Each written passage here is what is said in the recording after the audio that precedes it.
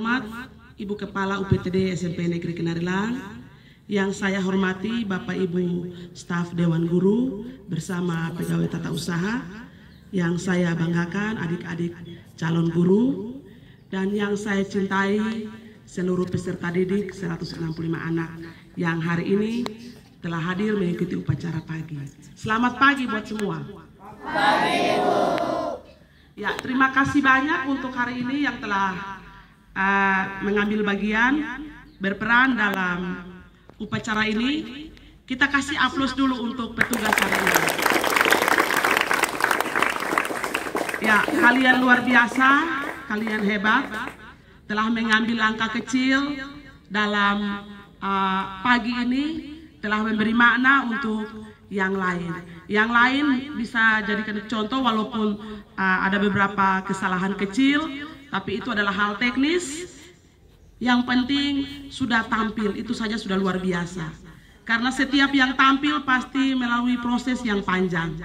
Kalau sudah melalui proses yang panjang baru tampil, lalu ada kesalahan-kesalahan teknis, itu luar biasa. Dan belajar dari kesalahan itu. Yang pertama yang akan saya sampaikan adalah kedisiplinan. Saya setelah cuti baru bergabung 1 minggu di sini. Dari pengamatan selama 1 minggu, kedisiplinan ini selalu menjadi agenda. Mulai dari Senin sampai Sabtu, dari apel pagi sampai apel siang, disiplin selalu digemakan. Disiplin selalu menjadi arahan yang berapi-api dari setiap guru.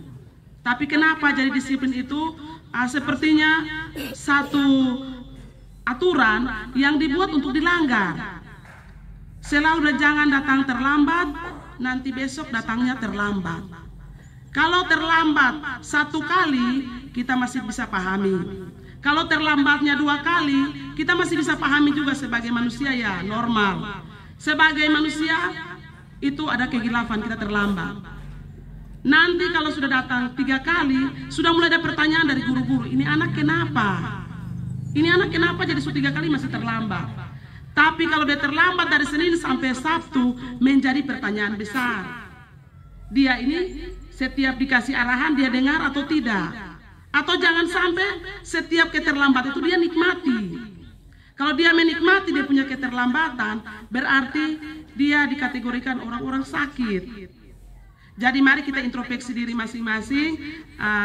Anak-anak, mari kita tanya kita punya diri. Kita ada di posisi yang mana? Anak sehat atau anak sakit? Anak sehat. Kalau anak sehat itu dikasih arahan itu kalau 1 kali 2 kali itu normal. Tapi kalau sudah sampai Senin sampai Sabtu, jangan normalisasikan itu. Itu sudah kategori anak sakit. Berarti nanti akan dapat perhatian khusus. Perhatian khusus dari wali kelas, BK, guru wali, dan seluruh stakeholder yang ada di sekolah ini akan memperhatikan secara khusus. Karena kalau satu yang sakit, dia akan mempengaruhi 165 anak yang ada di sini. Jadi yang suka terlambat, yang pemalas kerja tugas, yang datang suka-suka, yang setiap jam pelajaran suka pasiar di luar, itu tanda-tanda kurang disiplin. Itu kesadaran diri belum ada. Jadi mari di pagi ini kita tumbuhkan kesadaran itu, kita introspeksi diri lagi, kita ada di posisi mana, introspeksi diri. Jangan tunggu guru kejar-kejar dengan rutan. Karena kemarin kasus yang viral itu, ketika disiplin ditegakkan, guru yang jadi korban. Tapi anak-anak perhatikan, setelah guru jadi korban ada satu pergolakan besar, yaitu anak-anak yang tidak mau ditegur itu dapat masalah besar, mereka diboikot. Mereka diboikot, tidak akan diterima di kampus manapun, tidak akan diterima di perusahaan manapun. Yang rugi siapa? Ya? Iya, jadi jangan pikir kita bikin begini kok ibu guru tegur kita kok. Dong kalau tegur sampai tidak bisa tampil yang sedikit kita lapor orang tua, orang tua ada terese di sekolah. Nanti guru akan dinonaktifkan, tidak anak-anak. Ada aturannya. Tadi kamu sudah dengar janji pelajar toh? Sudah dengar janji pelajar. Semua disiplin yang guru sementara gadangkan, guru sementara lakukan untuk kamu. Lalu disiplin itu seperti kamu menabung, investasi. Hari ini mungkin pahit. Guru tegur, guru nasihat setiap hari, guru omong, pahit, mungkin tidak enak di hati. ibu guru nih, bapak guru nih, tiap hari omong terus. Tiap hari hanya saya saja yang kena tegur. Orang lain sudah tidak lagi kok. Saya saja. Pahit memang anak. Tapi itu adalah investasi, itu adalah tabungan. Hari ini tidak kelihatan. Tapi nanti pada saatnya nanti kamu akan tuai. Karena orang lihat kamu punya karakter. Disiplin itu membentuk karakter. Ketika kamu disiplinnya bagus, datang tepat waktu, kerja tugas bagus, dalam kelas tidak tersibuk keluar masuk, itu akan membentuk kamu karakter. Karakter yang tenang. Lalu ada juga istilah, semakin berisi dia semakin merunduk. Ilmu padi itu, semakin dia berisi dia semakin merunduk. Semakin dia punya otak terisi, dia akan jadi anak tenang. Tapi ada juga kata bilang, tong kosong nyaring bunyinya. Dia kalau kosong, dia putar sibuk tuh, orang ada belajar dia keluar masuk. Satu hari dia bisa izin 3-4 kali, hanya untuk ke kamar kecil. Kira-kira dalam kantong kemi itu permisi, ada berapa liter air ya? Kok satu hari lepas dari pagi sampai siang? Usahakan sebentar tuh, lepas memang semua supaya masuk kelas. Jangan keluar masuk. Dengan alasan dibuang air. Tidak etis anak. Hanya orang yang sama ini yang izin ulang-ulang. Itu menjadi perhatian, jangan kamu pikir, kita ada banyak jadi ibu bapak guru tidak perhatikan. Justru kamu banyak, itu ibu guru bapak guru mata semakin tajam kok tidak. Kamu ada tapele saja ibu bapak guru tanda semua kok. Apalagi 1-2 orang yang setiap ada disiplinnya menjadi perhatian itu. Jadi mari kita sadar bersama, disiplin itu penting, disiplin adalah kunci untuk orang sukses, disiplin adalah kunci kita bagaimana berhasil, dan disiplin itu adalah investasi. Mari introspeksi diri, kita ada di mana? Di orang yang disiplin atau di orang yang masih sakit-sakitan? Ya? Kurang keras, di orang yang mana? Ya, pagi ini kamu yang omong, kita tinggal pantau evaluasi dari Senin sampai Sabtu. Itu yang pertama. Yang kedua berkaitan dengan akhlak dan karakter. Akhlak dan karakter ini juga ada hubungan dengan disiplin.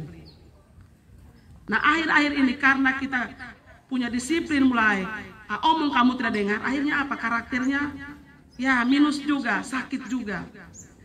Kita coba belajar untuk sopan santun dengan sesama dulu.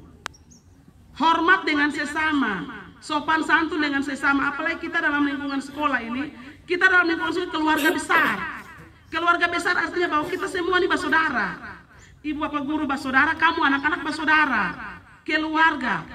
Jadi kalau satu sakit, semua sakit. Jadi kalau putih di kamu, sakitnya kita semua rasa. Jadi coba dalam kelas, jangan suka bafiti. Kamu fiti, coba kamu bayangkan, kamu saudara di rumah yang kamu fiti. Dia menangis, kamu orang tua marah, kok tidak? Ya?